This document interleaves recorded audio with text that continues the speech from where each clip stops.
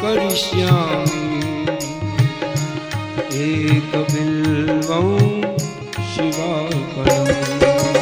ओम नमः शिवाय। सब गाइए।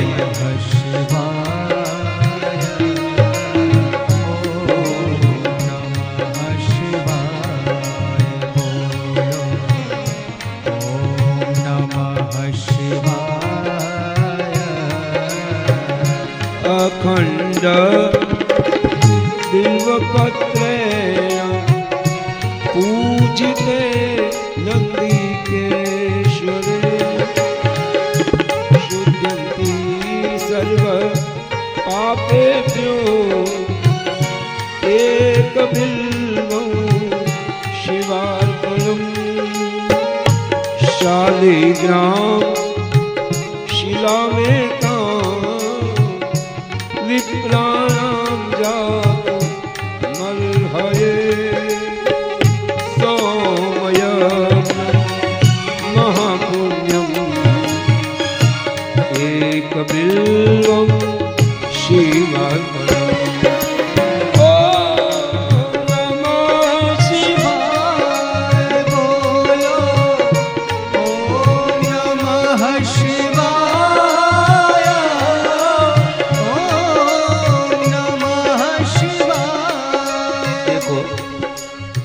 यहाँ लिखा है एक बिल्वम शिवार्पणम। इसका अर्थ हम लोग ये समझते हैं एक बिली पत्र चढ़ाना चाहिए। यहाँ जितने बैठे हैं सब ध्यान से सुनना। भगवान ने आपको बहुत जगह दी है। आप कहो कि महाराज हम शिव जी की पूजा रोज नहीं कर सकते। जिसके घर में माता जी शिव का ये बेलपत्र का पेड़ हो ना, ये बेलपत्र के पेड़ के नीचे आप जल चढ़ा दो, शिवलिंग के पुण्य का फल मिल जाएगा। जो आदमी बिल्व मूले जलेरियस्तु मूर्धानम अभिषिंचति स सर्व तीर्थ स्नात स्यादेव भूमि पावन। आप अगर बेलपत्र का जो पेड़ है उसके अंदर आप जल चढ़ाओगे, आपको सारे तीर्थों का फल मिल जाएगा। ये जो बेरी का पेड़ है ना दादाजी, इसके ऊपर यदि आप एक डाल पकड़ के इसके जो कोमल कोमल पत्ते होते हैं इसके ऊपर चंदन गंध पुष्प अर्पण कर दो,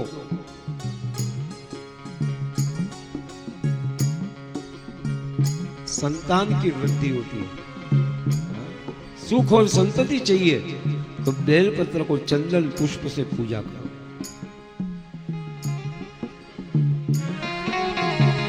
जिसको आध्यात्मिक ज्ञान पाना है, आध्यात्मिक ज्ञान जरा ध्यान से सुनना, जिसको ब्रह्म को पाना है, जिसको वेदांत को समझना है, उसको बेल पत्र के आगे, बेल पेड़ के आगे दीप माला करनी चाहिए। बेल के झाड़ के पास दिया लगाने का बहुत पुण्य है। बिल्व मूले दीपमाला कल्पयति सादरम सतत्वज्ञान संपन्नो महेशान्तर्गतो भवेत्। ओम नमः शिवाय। बोलो ओम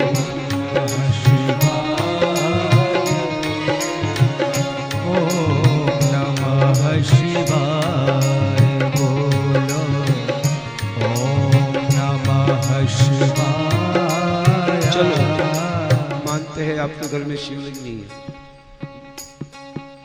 तो एक काम कर सकते हो, आपके घर में अगर जगह हो तो बेल का पेड़ रोप। अभी तो ये वृक्षारोपण अभियान चल रहा है। हमारे परमादरणीय मोदी साहब ने एक अभियान चलाया है, वृक्ष बचाओ। मेरी आपसे विनती है, अगर आपके घर में जगह हो अपने हाथ से बेल पेड़ को उगाओ। और मैंने उगाया है, बाद में आपको कहता हूं। जो आदमी एक बेल पेड़ को उगाएगा ना मेरे भाई, उसको पूरे विश्व का खजाना मिल जाएगा।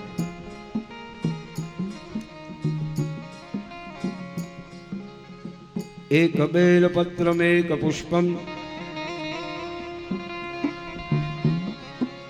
एक लोटा जल की धार, दयालु रीझ के देते हैं चंद्रमौली फल जा। अब बेल के पेड़ के जो कोमल कोमल पत्ते होते हैं उसको हाथ में लेके ऐसे दोनों आंख पे लगा, आंख शुद्ध हो जाए, उसको सर पे लगा।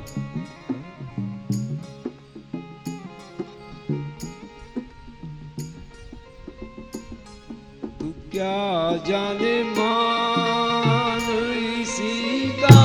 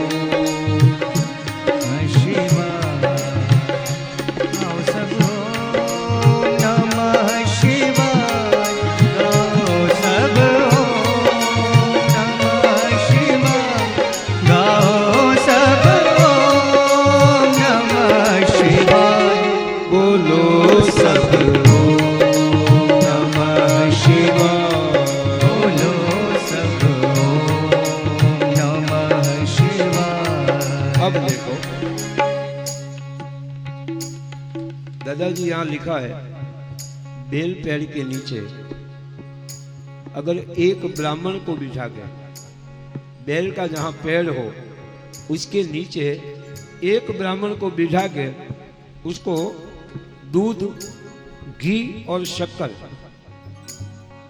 वो तीनों मिश्रित करके कुछ मीठा उसको खिला दो। लिखा है बिल्व मूले शिवरतम भोजयेत्यस्तु भक्ति का। देखो उमा भाई, कल जो बात हुई थी राघव भाई, कल हमने बताया था ना कि बेल पेड़ के नीचे एक ब्राह्मण को दूध, घी और शक्कर का कुछ खिलाओ तो क्या मिलता है। बिल्व मूले शिवरतम भोजयेत्यस्तु भक्तिता एकवा कोटि पूरितम तस्य पुण्यम प्रजायते।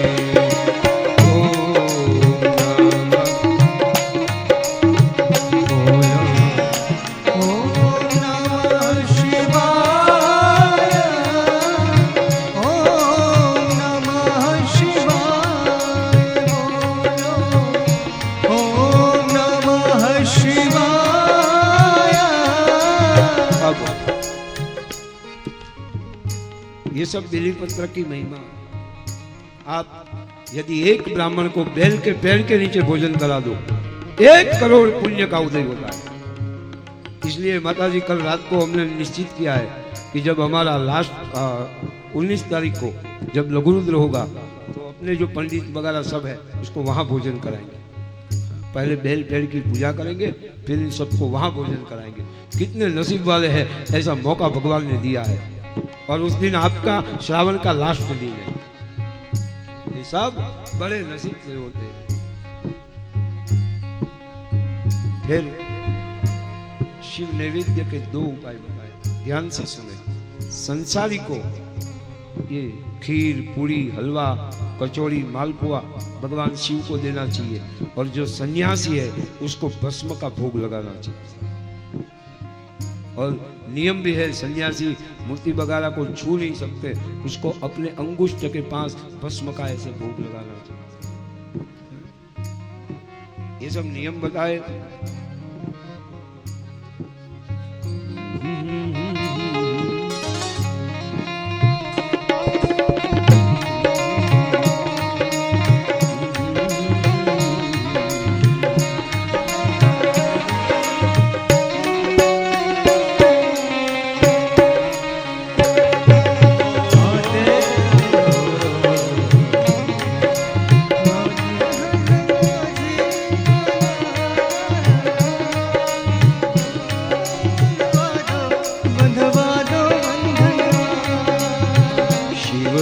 का डमरू बाजे बाजे रे नगरिया, झूम उठी है सारी काशी नगरिया।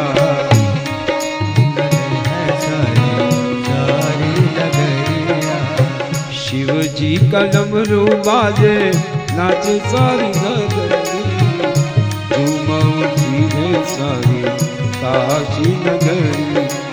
डमरू वाले बाबा तुमको आना होगा, डिम डिम डमरू बजाना होगा। डमरू वाले बाबा तुमको आना होगा, डिम डिम डमरू बजाना होगा।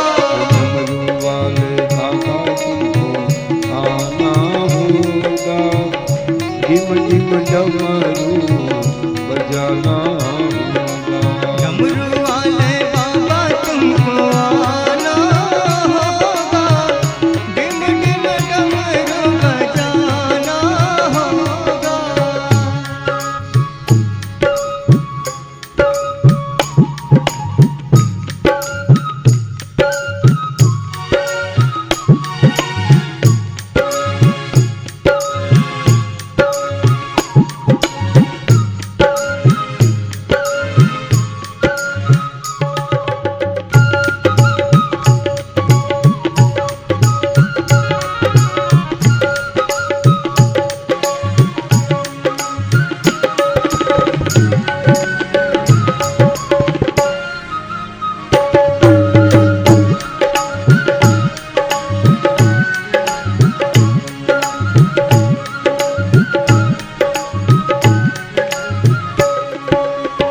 बेलपत्र बाबा हम तुमको चढ़ाएंगे, केसरिया चंदन माथे तिलक।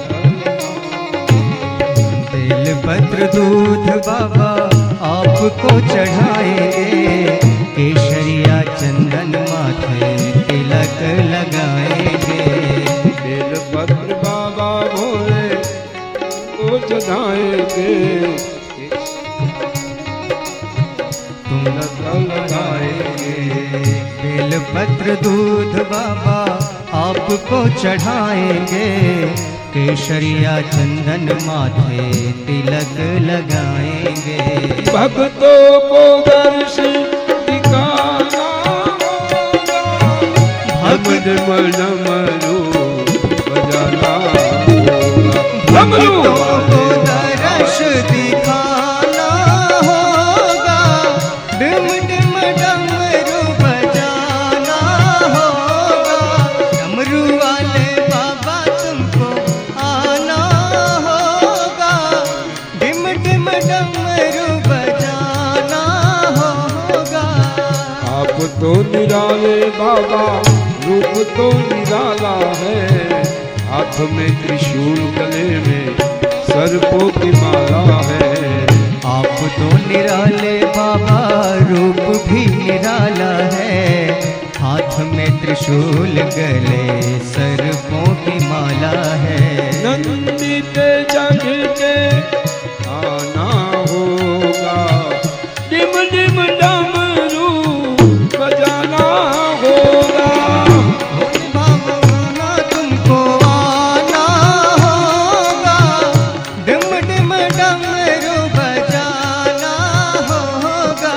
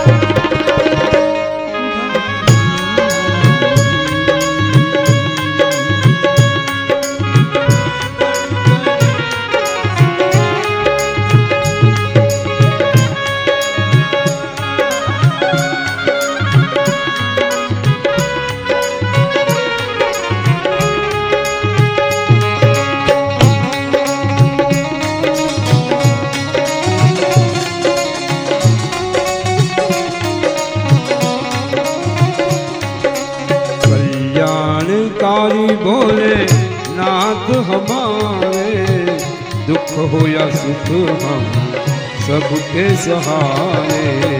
कल्याणकारी भोलेनाथ तुम हमारे, दुख हो या सुख हम सबके सहारे। अब नैया को पार लगाना होगा, रिम रिम डमरू बजाना होगा। अब नैया को पार लगाना होगा, डिम डिम डमरू बजाना होगा।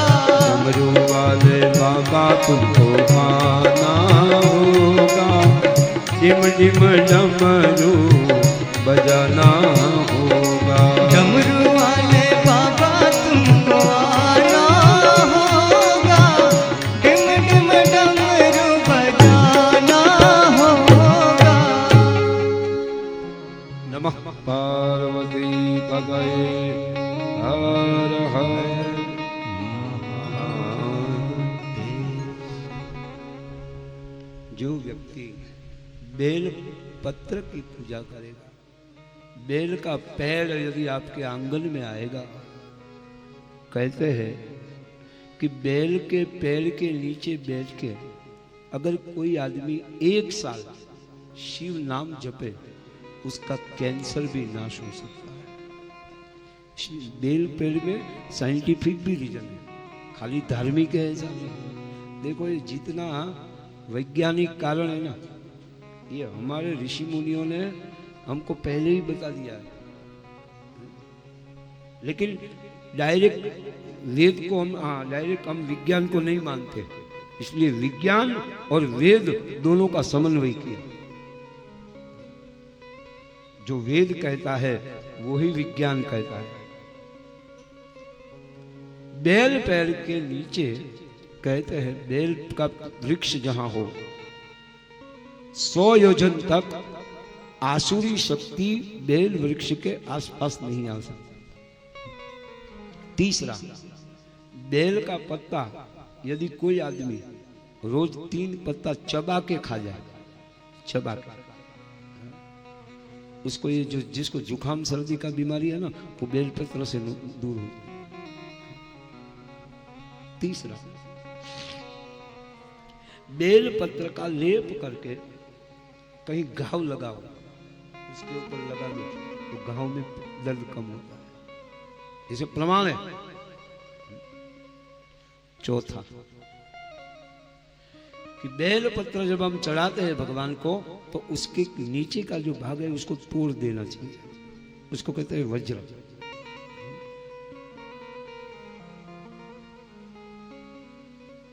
बेल का जो फल होता है, मैंने पहले भी कहा है, आज फिर आपको कहूं कि बेल पत्र जो है वो शिवलिंग के ऊपर चढ़ता है, और बेल का जो फल है उसको शिव जी को नैवेद्य दिया जाता है। वो लक्ष्मी के होम में भी उपयुक्त होता है। आदित्य वर्णे तपसोधि जाते वनस्पति स्तव वृक्षोथ बिल्वः तस्य फलानि तपसानुदन्तु मायांतरायाश्च बाह्या और लक्ष्मी। अगर आपके घर में, ध्यान से सुनना ये, अगर कोई खराब लक्ष्मी आ गई, अगर खराब पैसा आ गया और उसकी वजह से यदि घर में सब दुखी है, तो उसको चाहिए कि 108 बेल फल का होम करो।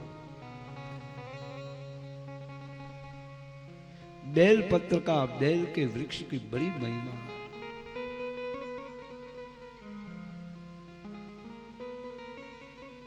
जो व्यक्ति शिव को, बेल वृक्ष को शिव मान के पूजा करेंगे, उनकी सब मनोकामनाएं भगवान शंकर जी पूर्ण करेंगे।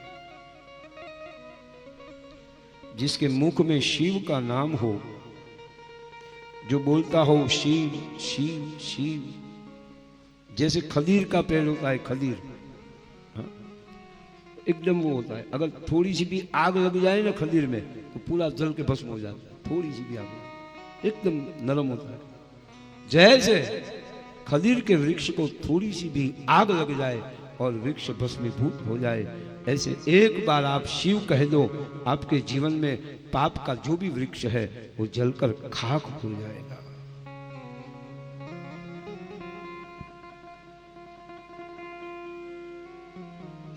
शिव जी की 3 निशानी है। एक शिव नाम, दूसरा है भस्म और तीसरा है रुद्राक्ष। कहते हैं जो व्यक्ति अपने बाल में भस्म लगाएगा उसके सारे पाप जलकर नाश हो जाएगा।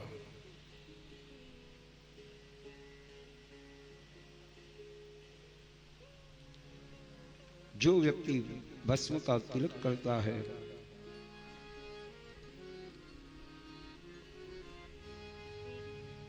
जाबाली उपनिषद करके एक उपनिषद है, उसमें अग्नि के कुछ मंत्र बताए हैं। उस मंत्र से व्यक्ति को भस्म का तिलक करना चाहिए। 2 प्रकार की भस्म है, महाभस्म और सामान्य भस्म। जो बड़े बड़े यज्ञों से प्रकट होती है उसको कहते हैं महाभस्म, और जो नॉर्मल हमारे घर में कंडा जला के हम करते हैं, गाय का गोबर जला के, वो भस्म से भी आप तिलक कर सकते हैं। ब्राह्मण को चाहिए, ब्राह्मण बोलेंगे ओम मानस्तों के तनये मान आयु, ये मंत्र से ब्राह्मण को भस्म लगाना चाहिए। क्षत्रिय को ओम त्र्यंबकं जजामहे, ये मंत्र से भस्म लगाना चाहिए। और सभी लोगों को खाली ओम नमः शिवाय बोल के भस्म का तिलक कर दे, वही पुण्य मिलेगा जो ब्राह्मण को मिलता है।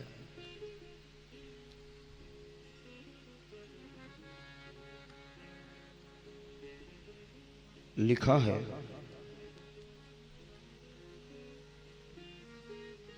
भस्म के तिलक से यमदूत भी दूर रहते हैं। जिसके गले में भस्म का तिलक होगा उससे यमराज भी दूर हो जाएंगे।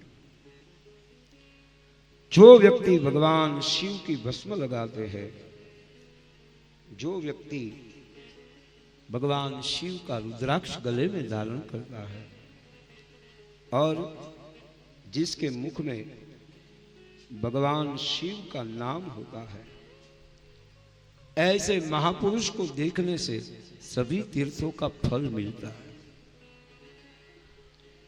और जिसके गले में रुद्राक्ष ना हो, जिसके मुख में शिव नाम ना हो और जिसके ललाट में भस्म ना हो, कहते हैं ऐसे आदमी का दर्शन करने से भी नरक की प्राप्ति। त्रिपुंड में एक में मैंने कल आपको बताया था कि एक ये जो पुंड है उसमें 9 देवताओं का वास है। पहला जो पुंड है उसमें अकार है, जैसे ओम में 3 होता है, अ उ और म। तो पहला जो पुंड करते हैं हम, तो उसमें अकार, गार्हपत्य, अग्नि, पृथ्वी, धर्म, रजोगुण, ऋग्वेद, क्रिया शक्ति, प्रातः सवन और महादेव, ये 9 देवता प्रथम पुंड में है। अब दूसरे पुंड में उकार होता है। उकारो दक्षिणाग्निश्च नभस्तत्वं यजुस्तथा मध्यन्दिनंच सन्वो इच्छात शक्त्य आत्मको। प्रणव का जो दूसरा अक्षर है उसका नाम है उ, अ उ। तो दूसरी जो पुंड है उसमें उकार है, दक्षिणाग्नि है, आकाश है, सत्वगुण है, यजुर्वेद है, माध्यान्ह सवन, इच्छा शक्ति, अंतरात्मा और महेश्वर, ये 9 देवता दूसरे पुंड में है। अब तीसरा जो पुंड है, तीसरा जो ये रेखा है, 3 रेखा है। अब तीसरे में क्या है, बोले अ उ और म, तीसरे में मकार होता है। मकारो हवनीयो च परमात्मा तमो दिवो ज्ञान शक्ति सामवेद तृतीयम सवनम तथा। तीसरा अक्षर मकार। आहवनीय अग्नि, अग्नि का एक नाम है आहवनीय। परमात्मा तमोगुण, द्युलोक, ज्ञान शक्ति, सामवेद, तृतीय सवन और भगवान शिव, ये 9 देवता तीसरी रेखा में। भस्म का महिमा बताया।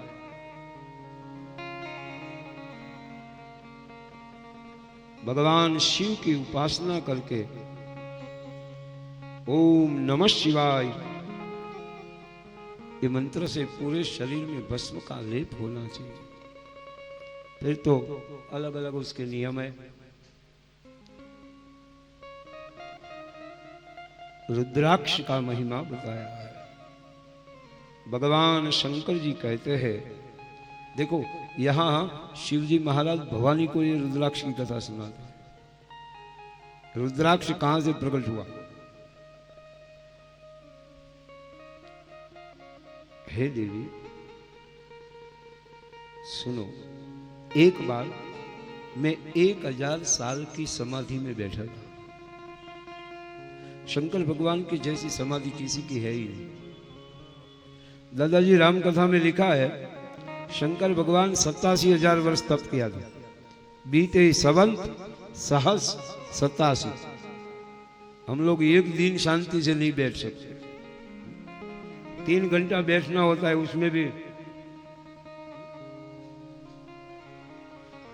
लेकिन देखो शिव जी महाराज ने 87,000 वर्ष तक एक ही जगह पर बैठ के समाधि।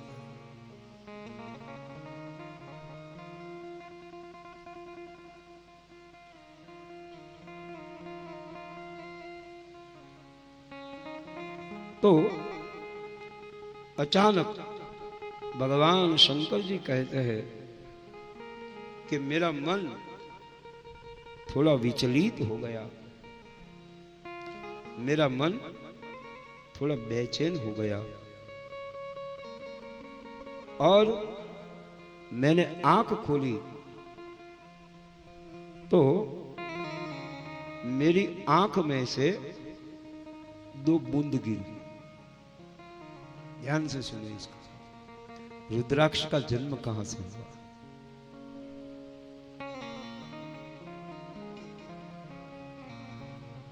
जब मैंने आंख खोली तो मेरी आंख से 2 बिंदु गिरे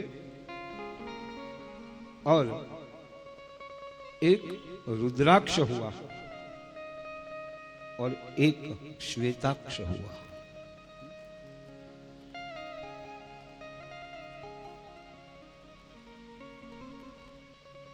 फिर रुद्राक्ष की महिमा बताते हुए भगवान शंकर जी कहते हैं कि मेरी आंख से जो आंसू गिरे वह आंसू ही एक पेड़ बन गया। पुटाभ्याम 4 चक्षुभ्याम पतिता जल बिंदवः तत्रासु बिंदु तो जाता वृक्षा रुद्राक्ष संज्ञका। मेरी आंख में जो आंसू गिरे, जो आंसू वृक्ष बन गए, उसी को आप रुद्राक्ष समझो। अब रुद्राक्ष कहां कहां पर होता है यह भी शिव पुराण में बताया है। भूमो गौड़ोद्भवांश्चक्रे रुद्राक्षान् शिववल्लभान् मथुरायाम अयोध्यायाम लंकायाम मलये तथा सह्याद्रौ च तथा काश्याम देशेष्वन्येषु वा तथा परा न सह्य पापौघ वेदनात् श्रुतिनोदना। बंगाल में सबसे पहले बंगाल में गौड़ का अर्थ होता है बंगाल, इसलिए जो गौड़ीय पद्धति है, ये जो चैतन्य महाप्रभु है ये गौड़ परंपरा में आता है, इसलिए इसको गौड़िया संप्रदाय कहते हैं। तो गौड़ बंगाल में, मथुरा में रुद्राक्ष होते हैं, ऐसा यहां लिखा है। अयोध्या में होता है और लंका में होता है, मलयाचल पर्वत में होता है, सह्याद्री पर्वत में होता है और काशी में होता है, ये लिखा है।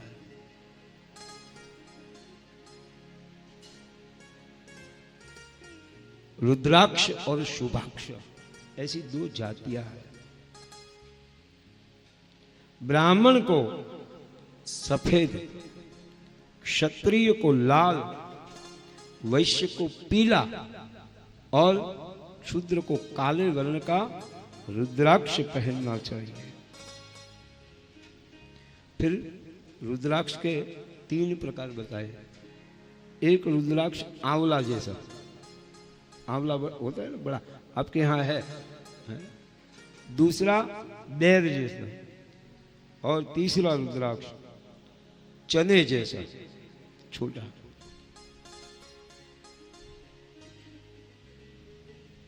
धात्रिफल प्रमाणम यत् श्रेष्ठ में तद्दुदारुतम बदरी फलमात्रंतु मध्यमम संप्रकीर्तितम अधमम चण मात्रम स्यात्। देखो चना होता है ना, वो संस्कृत नाम है, यहाँ है संस्कृत में चने को चण कहते हैं। बेर का जो फल होता है उसको बद्री फल कहते हैं। जितना छोटा रुद्राक्ष होगा उतना उसका फल ज्यादा होगा। यहां लिखा है कि रुद्राक्ष धारण करने से पाप का नाश होता है।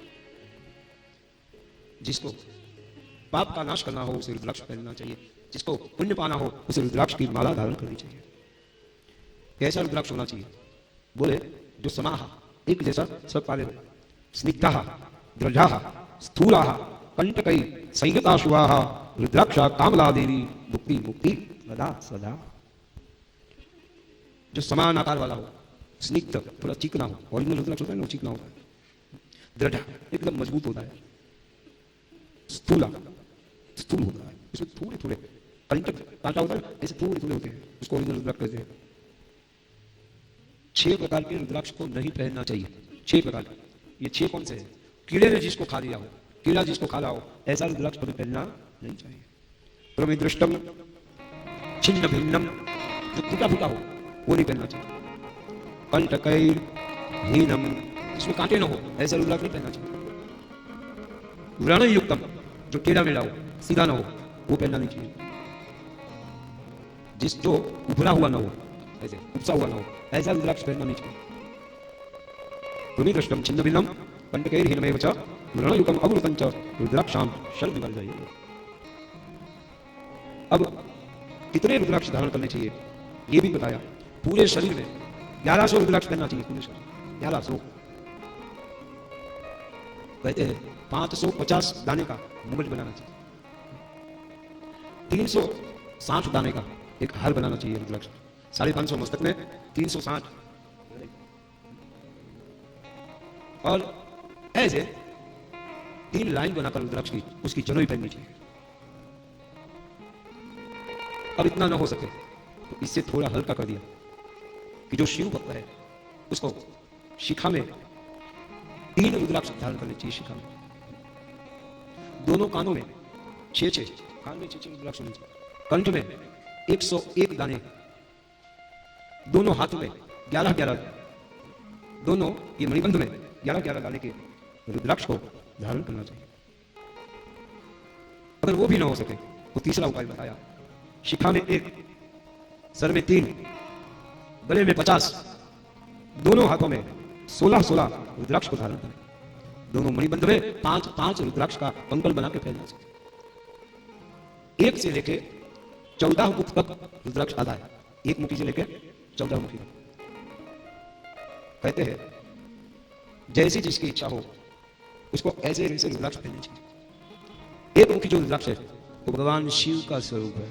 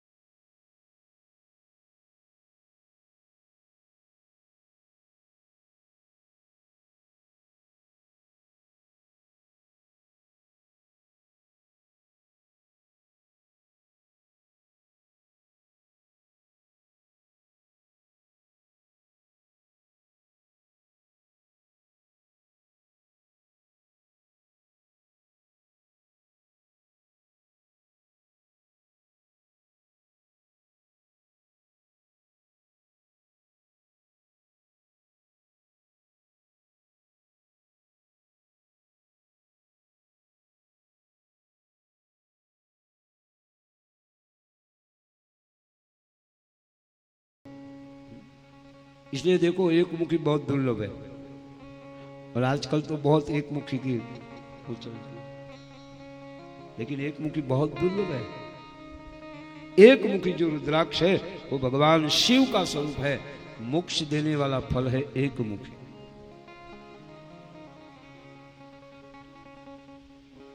दो मुखी जो रुद्राक्ष है उसका नाम है देव देवेश्वर।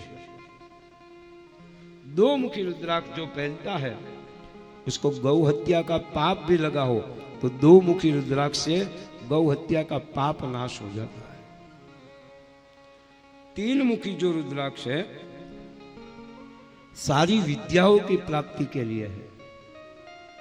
4 मुखी जो रुद्राक्ष है वो ब्रह्मा जी का रूप है, क्योंकि ब्रह्मा को 4 मुख है। धर्म अर्थ काम और मोक्ष चारों फल 4 मुखी रुद्राक्ष देता है। 5 मुखी जो रुद्राक्ष है वो कालाग्नि का स्वरूप। भगवान शिव का मुक्ति फल पंचमुखी रुद्राक्ष जो पहनता है उसको मिलता है। 6 मुख वाला जो रुद्राक्ष है वो कार्तिकेय स्वामी का स्वरूप है। शंकर भगवान का जो पुत्र है उसको 6 मुख थे, तो 6 मुख वाले रुद्राक्ष को धारण करने से व्यक्ति को षड पापों से षड विकार से मुक्ति मिलती है। 7 मुख वाला जो रुद्राक्ष है उसका नाम है अनंग। अनंग का एक अर्थ होता है कामदेव। कामदेव की कलाएं जो होती है वो सप्तमुखी रुद्राक्ष पहनने से वो बलवान होती है। अष्टमुखी रुद्राक्ष है वो भैरव का स्वरूप है। महाकाल भैरव का स्वरूप है अष्टमुखी रुद्राक्ष। 8 मुखी रुद्राक्ष पहनने से भगवान शूलपाणी शिव जी के दर्शन का पुण्य मिलता है। और नवमुखी जो रुद्राक्ष है, जरा ध्यान देना, नवमुखी रुद्राक्ष ये कपिल भगवान का प्रतीक है। और दूसरा यहां लिखा है तम धारयेत् महस्ते रुद्राक्षम भक्ति तत्परा सर्वेश्वरो भवेन्नूनम मम तुल्यो न संशय। जो नवमुखी रुद्राक्ष है वो नव दुर्गा का स्वरूप है। जो भी व्यक्ति नव रुद्राक्ष पहनेगा उसको मां नव दुर्गा की कृपा प्राप्त हो। और जैसे सिद्धि होती है वैसे रिद्धि भी होती है, निधि होती है, नव निधि कहते हैं ना, अष्ट सिद्धि नव निधि के दाता। दशमुखी रुद्राक्ष भगवान विष्णु का स्वरूप है, नारायण का स्वरूप है दशमुखी रुद्राक्ष। एकादश मुखी रुद्राक्ष भगवान शिव का स्वरूप है। एकादश मुखी रुद्राक्ष जो पहनता है उसकी सर्वत्र विजय होती है। 12 मुखी रुद्राक्ष भगवान सूर्य का प्रतीक है। जो 12 मुखी रुद्राक्ष पहनेगा उसको 12 महीना सुख मिलेगा। 13 मुखी रुद्राक्ष विश्वदेवों का रूप है। अभिष्ट फलों की प्राप्ति होती है। और अंत में जो 14 मुख वाला रुद्राक्ष है, 1 से लेके 14 मुख है और 14 के मंत्र है। आइए हम ये 14 मंत्र पढ़े और ये पढ़ेंगे तो 14 रुद्राक्ष का पुण्य मिलेगा। मैं बुलाता हूं, हम सब बोलेंगे, ठीक है? सब बोलिए। ओम ह्रीं नमः। ये 1 मुखी रुद्राक्ष का फल है। ओम नमः। ये 2 मुखी रुद्राक्ष का फल है। ओम क्लीं नमः। ओम ह्रीं नमः। ओम ह्रीं रुं नमः। ओम हुं नमः। ओम हुं नमः। ओम हुं नमः। ओम ह्रीं हुं हुं नमः। ओम ह्रीं नमः। ओम ह्रीं हुं नमः। ओम क्रों क्षौं रौं नमः। ओम ह्रीं नमः। ओम नमः। ये 14 रुद्राक्ष का 14 मंत्र है। जो भी व्यक्ति को इच्छित फल की प्राप्ति हो उसको ये 14 मुखी रुद्राक्ष पहनने चाहिए। रुद्राक्ष के महत्व को जो भी व्यक्ति सुनता है उसको भगवान शिव की कृपा प्राप्त होती है। अभी कथा को यहाँ विराम देते हैं। फिर दोपहर 4 बजे कथा की शुरुआत होगी। आपको लगेगा कि ये महाराज जी सब कथा तो कुछ करते ही नहीं, यही सब, लेकिन ये सब शिव पुराण का ही है। और दूसरी बात, विद्येश्वर संहिता में कोई चरित्र नहीं है। आपसे खुलासा कर दूं, शिव पुराण की पहली संहिता है, उसमें कोई चरित्र नहीं है, उसमें शिव की महिमा है। शिवलिंग क्या है, शिव का स्वरूप क्या है, शिवलिंग प्रकट कैसे हुआ, शिव को क्या निवेद्य चलता है, शिव को बेलपत्र क्यों चलता है, शिव को भस्म क्यों चलता है, और शिव नाम की महिमा क्या है, ये सब विद्येश्वर संहिता में है। यहाँ विद्येश्वर संहिता विराम लेती है।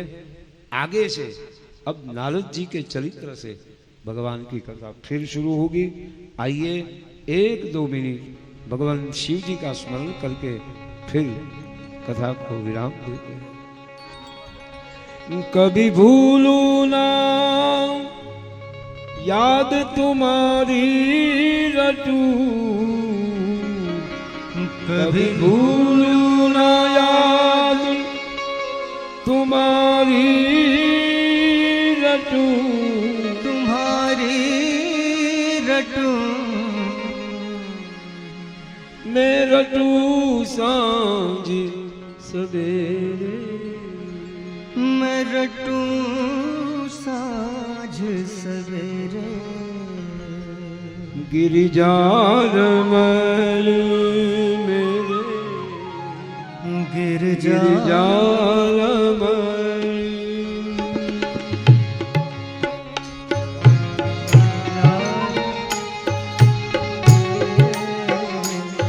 गिरजा गिरिजा रमण गिरिजा रमण गिरजा रमण मेरे गिरजा रमण कभी भूलो न याद तुम्हारी रटूं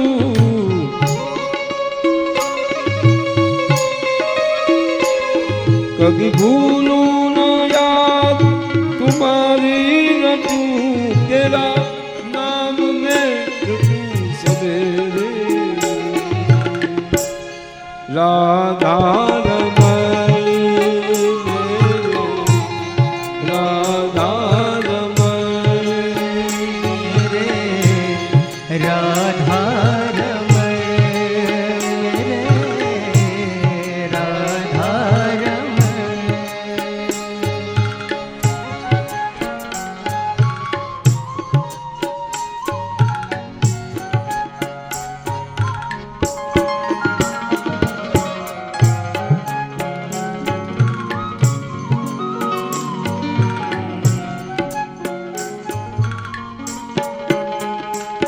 दो कंचन में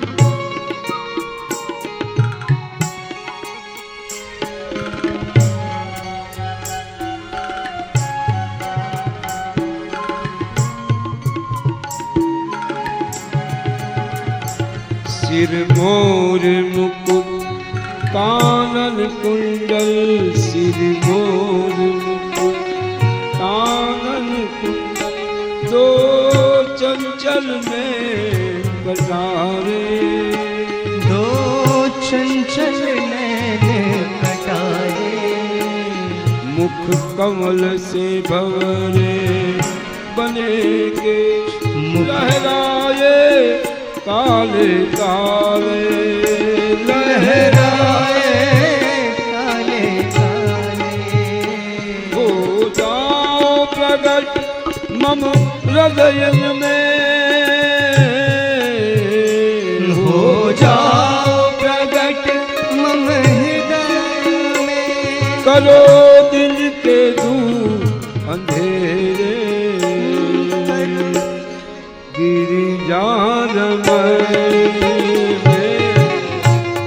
गिरिजा रमण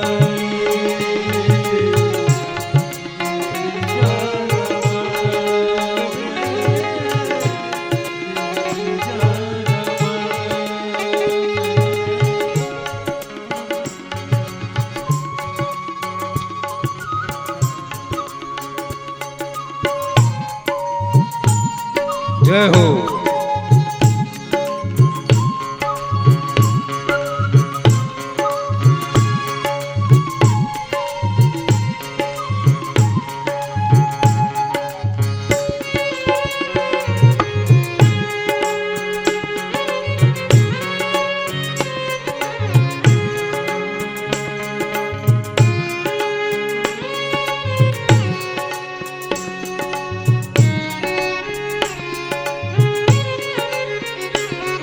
गल सोह रही मोतन माला गल सोह रही मोतियन माला गल सोह रही मुंडन माला गल सोह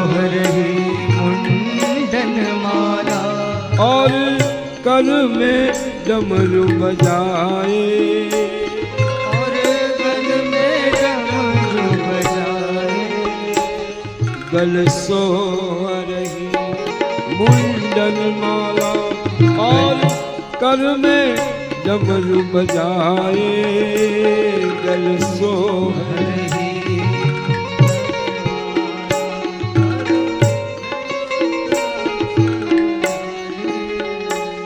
गल सोह रही मोतियन माला और अधर पे मुरली बजाए, गल सो रही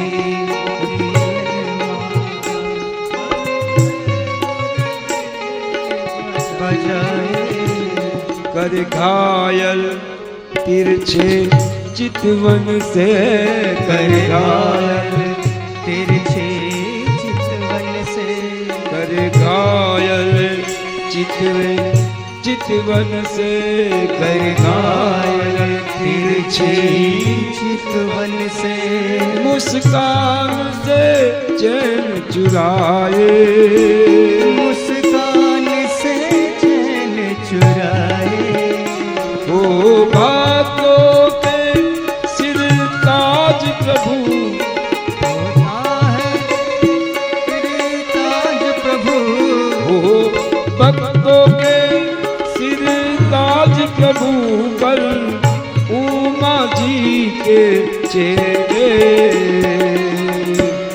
राधा राधा गिरिजारमण मेरे, गिरिजारमण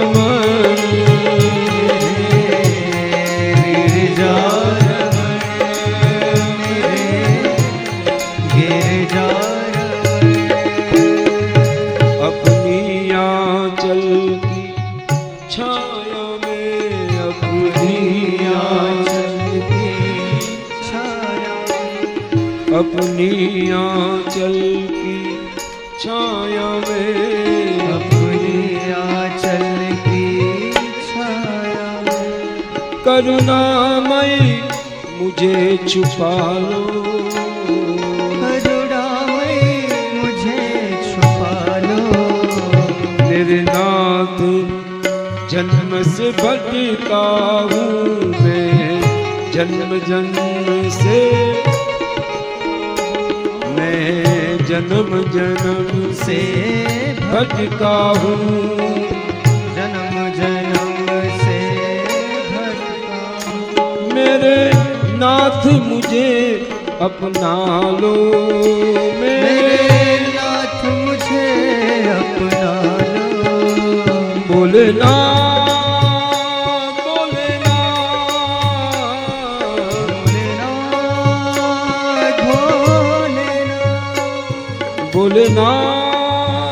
बोलना भोलेनाथ भोलेनाथ, प्राणेश रमण संग मेरे, गिरिजारमण मेरे, गिरिजारमण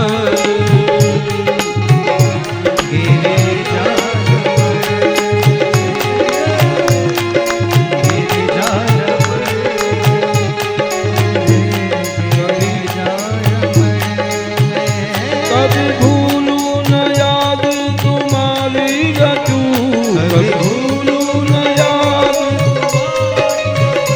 कभी भूलूं न याद तुम्हारी रटू,